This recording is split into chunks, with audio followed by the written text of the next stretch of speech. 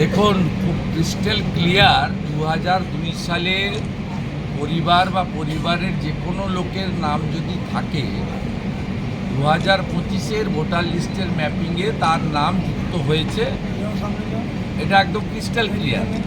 এবারে 2002-এর পরে বাংলাদেশ থেকে যে হিন্দুরা এসেছে তাদের করণীয় কাজ আমরা সবাইকে ক্লিয়ার বলেছি যে 31/12/2024 পর্যন্ত যে হিন্দুরা ধর্মীয় উৎপীড়নের কারণে শরণার্থী হিসেবে পশ্চিমবঙ্গে বা ভারতে এসেছেন তারা দয়া করে সিএএতে অ্যাপ্লিকেশান করুন। এবারে সিএএতে অ্যাপ্লিকেশান করলে তার নাগরিকত্বের সার্টিফিকেটের টাইম টেকিং ব্যাপার আছে, কিন্তু অ্যাপ্লিকেশান করলে ওই ডকুমেন্টটা থাকলেই সে নাম তোলার ক্ষেত্রে ড্রাফট ভোটার লিস্টে তার অধিকার পৌঁছাবে। বাকিটা ভারত সরকার এবং ইলেকশন কমিশন দেখবে। কিন্তু আপনাদের কাছে খুব পরিষ্কার বলি, 2002 সাল পর্যন্ত যারা এসেছেন ভোটার তালিকায় নাম তুলেছেন তাদের নাম 2025-এর ম্যাপিংয়ে থাকবে। এরপরে 2002-এ যাদের নাম ম্যাপিংয়ে আসেনি 2025-এ, তারা যদি ভারতীয় হয়, অন্য রাজ্যে বিহারের হয়, ঝাড়খণ্ডের হয়, তারা যদি বাংলাদেশি মুসলমান না হয়, তারা কিন্তু নাম তাদের বাড়ি বাড়ি যে বিএলও যাবেন দুটো ফর্ম নিয়ে, একটা বাড়ির লোক পাবে, একটা ফিল আপ করে নিয়ে আসবে।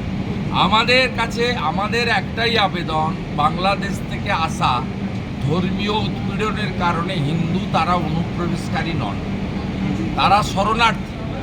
তাদের জন্য নরেন্দ্র মোদীজি, অমিত শাহজি প্রথমে সিটিজেনশিপ অ্যামেন্ডমেন্ট অ্যাক্ট করেছিলেন 2019-এ, 2014-র 31 ডিসেম্বর পর্যন্ত, কারণ কাঁটাতারের মেড়াটা আপনার সেই পর্যন্ত কাটাপ ছিল।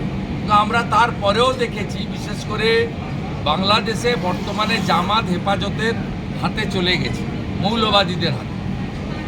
হাসিনা ওয়াজেদের তাকে অবৈধভাবে সরানোর পরে 5ই আগস্টের পরে প্রচুর হিন্দু বাধ্য হয়ে পশ্চিমবঙ্গে এসেছেন বা ভারতে এসেছেন।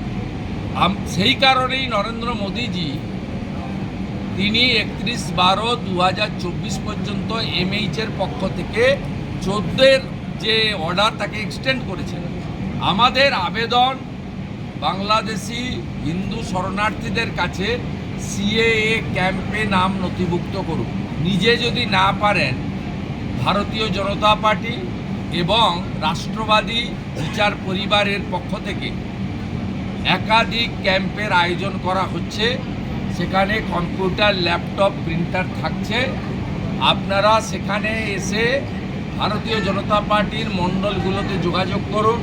প্রত্যেক মণ্ডলে মিনিমাম 2টো, কোথাও আরও বেশি সংখ্যায় বিজেপির সহায়তা শিবির এবং বিচার পরিবারেরও পক্ষ থেকে সহায়তা শিবির করা হচ্ছে।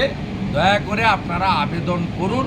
যারা আবেদন করবেন তাদের পাশে ভারত সরকার যেমন আছে, পশ্চিমবঙ্গ বিজেপি আছে। আপনারা